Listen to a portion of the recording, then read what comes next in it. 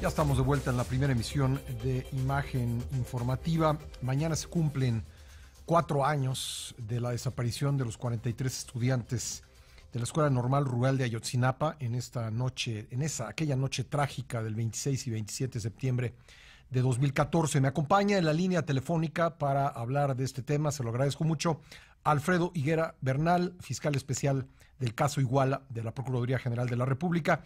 Gracias, Alfredo, por estar con nosotros. Alfredo, ¿lo tenemos?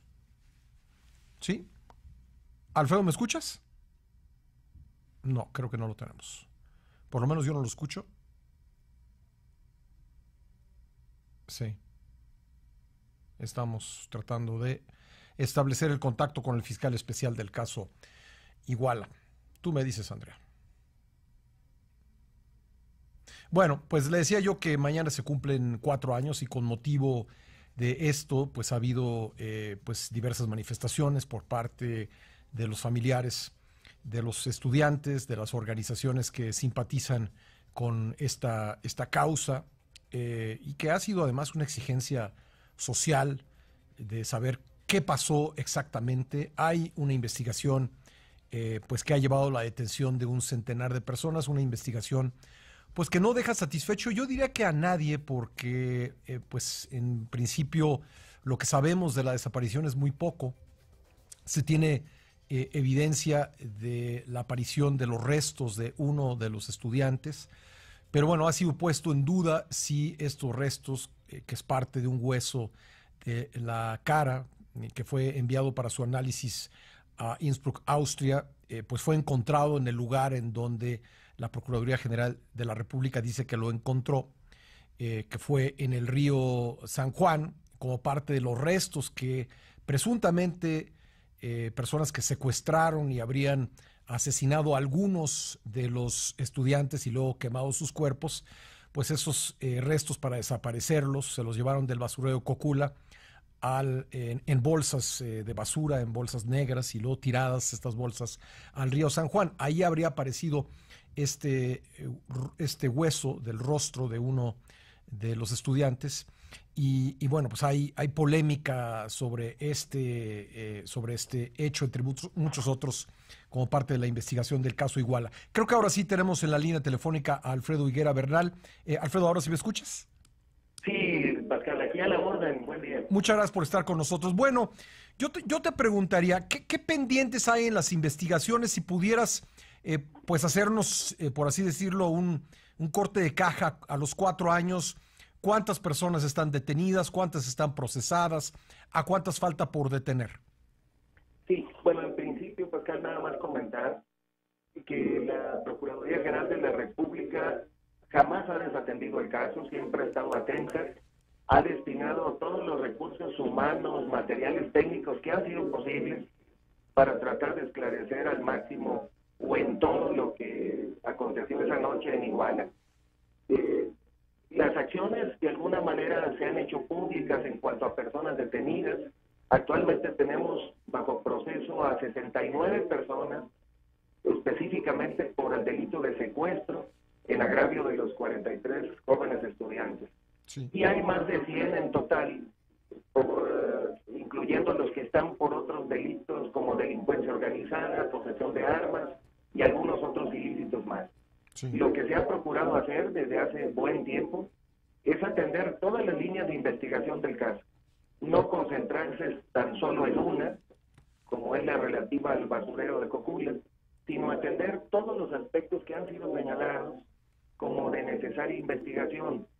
En las constancias del expediente, que es por demás voluminoso, pues sobra todo el trabajo realizado y lo que se ha obtenido en esas vertientes de la indagación, Pascal.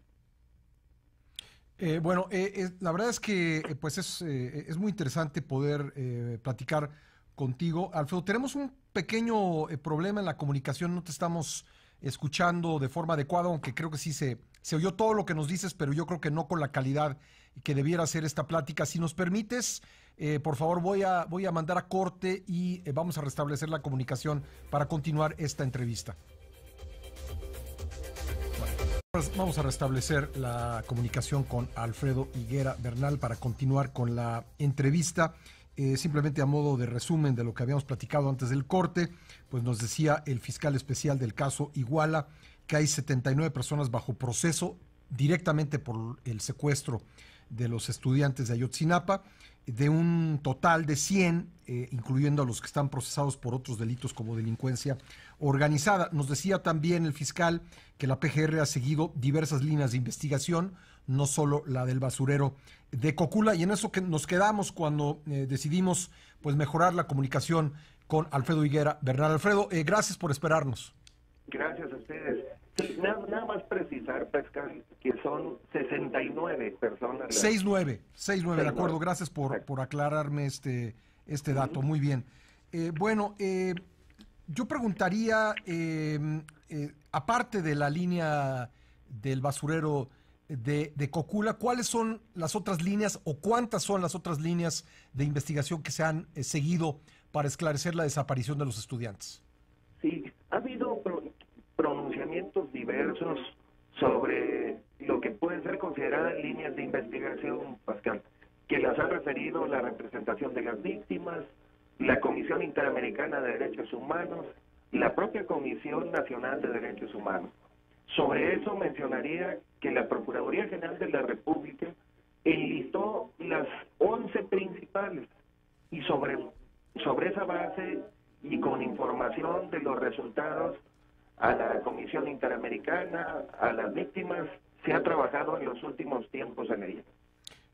Sí. Por mencionarle algunas, el trasiego de drogas y la identificación de algunos personajes de los que solo se tenían apodos, la información que estaba pendiente y alguna parte todavía lo está, que tienen las autoridades estadounidenses y que se gestionó a través de asistencias jurídicas internacionales.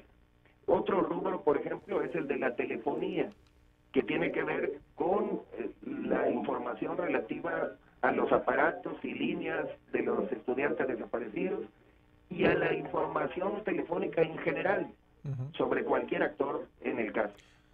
Por mencionar solo algunas, Pascal. Sí, yo preguntaría, ¿cuál ha sido la principal dificultad en poder encontrar el rastro de 43 personas? Le comentaba yo a la audiencia antes de que comenzáramos a conversar que en realidad solo a través de los datos obtenidos por el envío de restos a Innsbruck, Austria, pues solo se tiene la seguridad de que, pues se han encontrado los restos de uno de los estudiantes y probablemente de otro, hay probabilidad que de otro.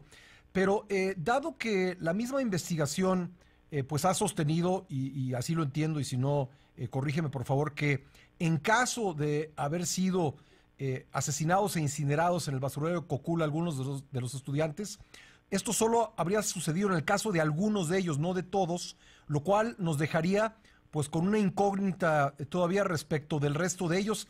¿Qué sucedió con ellos? ¿Cuál ha sido la dificultad que ha enfrentado la autoridad para poder esclarecer este caso después de 4 años? Sí, naturalmente que el caso ha tenido una gran complejidad, Pascal. Recordemos que los sucesos se desarrollan en varios escenarios, en distintos momentos, con decenas de personas como víctimas y también con decenas de personas como agresores. Esa diversidad de escenarios y multiplicidad de personas pues ha llevado a que se realicen diligencias quizás como nunca se han realizado en cuanto al volumen y en cuanto al interés naturalmente de la institución por esclarecer los hechos. Solo mencionaría que se ha declarado a más de 1.400 personas en el caso. Sí. Se han hecho casi 2.000 dictámenes periciales en el asunto. Algunos de ellos tienen que ver, como usted lo refería, con lo que se le pidió a la Universidad de Innsbruck en materia de estudios de genética, con una técnica novedosa que ellos desarrollaron y que permitió la identificación de los restos de uno de los estudiantes, con un elevadísimo grado de certeza. Obviamente, quienes participaron en los hechos y naturalmente quienes pueden estar siendo sujetos a proceso por esas circunstancias, enfrentan o más bien mantienen una posición de cerrazón a aportar información específica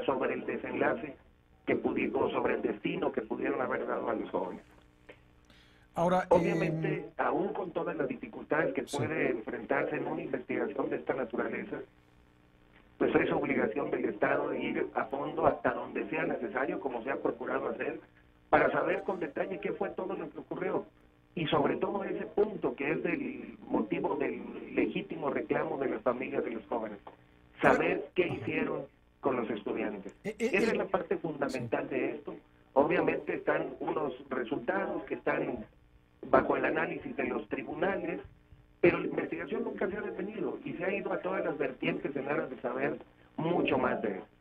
La investigación nunca se ha detenido, sin embargo, a juzgar por el trabajo realizado, ¿tú dirías que de alguna manera la investigación está en un callejón sin salida? Es decir, pues ya se ha explorado todo lo que se tenía que explorar respecto de las 11 líneas de investigación y va a ser muy difícil, si no es que imposible, concluir con éxito, es decir, con saber qué fue lo que sucedió con la suerte de 42 de los 43 estudiantes y damos por bueno que los restos que fueron analizados en Innsbruck son efectivamente de Alexander Mora. ¿Está la investigación en un callejón sin salida o todavía se puede esperar, todavía hay esperanza para saber la verdad del caso Iguala? No, yo creo que no estamos en esa situación de un callejón sin salida. Tendrá que conocerse a detalle todo lo acontecido y por más dificultades que se enfrenten en una investigación, el caso es tan grave por las consecuencias que tuvo Pascal, que tendrá que llegarse a las conclusiones necesarias en cada uno de los apartados del caso. Yo creo que ninguna investigación tiene que darse por agotada mientras no se encuentren las respuestas a todo lo que se plantea. E insisto, los padres de los jóvenes están en todo su derecho de exigirlo. Hay versiones, naturalmente, que indican sobre el posible destino, que han sido muy controvertidas, objeto de señalamientos, de impugnaciones, de juicios, de decisiones judiciales incluso. Sí. Pero eso, una línea sobre la que en su momento se recogieron más datos que respecto de cualquier otra. No obstante, esa inconformidad manifiesta de las familias, de la propia Comisión Interamericana de Derechos Humanos, del equipo argentino, precisamente a partir de todas esas inconformidades y disentimientos con relación a esa línea, es que se han abordado las restantes, todas las que han sido necesarias, y tendrá que hacerse con cualquier otro aspecto que surja o que sea de necesaria exploración. Ahora, ¿qué opinas de los señalamientos en el sentido de que algunas de las declaraciones, en este caso, derivan de actos de tortura? Y también, ¿qué opinas de la posición de la CNDH en cuanto a que uno de los detenidos pues no es quien dice la autoridad, no es La Rana, uno de los presuntos partícipes en los hechos de la desaparición de los normalistas? Sí, con respecto de los señalamientos de tortura, lo que podemos afirmar, y creo que tendría que hacerlo cualquier servidor público, es estar en contra de ese tipo de prácticas. Creo que nadie puede estar a favor de esos mecanismos, ni siquiera ante la necesidad más grave de una investigación. Igualmente tendríamos que decir que para poder definir si la hubo o no la hubo, habrá que acudir a los mecanismos que están establecidos para dilucidar si hay o no tortura en los casos que se indiquen. Que es el protocolo de Estambul, ¿no? Esencialmente, ¿no? Este es un protocolo elaborado y aceptado internacionalmente, sí, con participación de decenas de especialistas de distintos países, que las propias Naciones Unidas impulsaron su aplicación y tiene que ser el instrumento, si no el único, el más eficaz para poder establecer esos casos. ¿Qué es lo que ha impedido, por seguir con este punto de la conversación, qué es lo que ha impedido que sepamos a ciencia cierta, mediante el uso del protocolo de Estambul, si algunas de las declaraciones de las personas que como testigos o como implicados en estos hechos han rendido testimonio, pues fueron motivados por la tortura? ¿Qué es lo que nos detiene de saberlo? Bueno, la Procuraduría General de la República, por cuenta propia, inició investigaciones para saber si se había producido algún acto de tortura. Hay una fiscalía especial para investigar ese tipo de delitos que tiene esas indagaciones a su cargo. Y los jueces mismos han pedido en determinados momentos que se emitan dictámenes en específico respecto de algunas personas. Sí. Por otro lado, en la resolución que dictara algún tribunal colegiado a fines de mayo, establece algunas directrices en esa materia, por medio de las cuales manda instruir que se excluya ya los peritos de la institución y que lo siguiente sean peritos independientes los que emitan los dictámenes. Bueno, eso es lo que existe en cuanto al tema de investigación de tortura. Obviamente, en los casos que resulta que la hubiere, sí, pues se tendrá que proceder contra quienes sean responsables de esos actos. Ahora, en cuanto al caso de la rana, ¿qué es lo que tiene que decir la PGR? Sí, mire, la Procuraduría General de la República es muy respetuosa de las funciones de los organismos de derechos humanos y con mayor razón respecto de lo que plantea el organismo nacional, sí, en la materia. Este es un caso que ha estado en los medios, ha sido objeto de comentarios diversos al respecto. Lo que podríamos decir es que hay que dilucidar muy bien en dónde radican las anomalías que indica el organismo nacional. Nada más quisiera hacer algunas precisiones. Sí. Cuando el Ministerio Público ejercitó acción penal, cuando consignó a la persona cuya identidad y aspectos vinculados con los hechos está en discusión, lo hizo con el nombre y apodo de la persona que fue aprendida. Es decir, no hay un equívoco en la persona que el juez ordenó aprender. De acuerdo. Y la que fue detenida. La duda está en si esa persona participó en esos hechos. Exactamente. Bueno. Esa pudiera ser entendida bajo alguna óptica en el sentido de que eso es justamente la materia del proceso. Bueno. Como ocurre en todos los casos, dilucidar si la persona es responsable o no de haber participado. Pues nadie podría desatender lo que indica la Comisión Nacional de Derechos Humanos y respecto de los elementos que ha aportado ante el propio juez. La institución mantiene un criterio de absoluto respeto a ello y si las pruebas indican que existe alguna razón o suficiente razón en lo que expone la CNDH, pues tendrá que venir la decisión judicial correspondiente. Sí. Aquí la propia CNDH hizo sus investigaciones, hay que reconocer esa voluntad para hacerlo, porque la Procuraduría General de la República, después de consignar a la persona, no podía seguirlo investigando, Pascal. En esto sí habría que ser claro. La CNDH hace aporte de algunos datos, elementos y diligencias que realizó por su cuenta, y lo que se ha planteado simplemente es que se desahoguen ante el juez, como corresponde a las reglas procesales.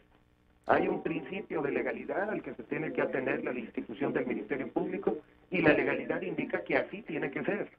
No hay ninguna obstinación ni cerrazón respecto al tema, ¿no? Simplemente que se cumplan los trámites procesales correspondientes. Nadie pretendería que alguien ajeno a los hechos tenga alguna responsabilidad forzosamente, sí, simplemente que se haga esto en los términos que establece la ley.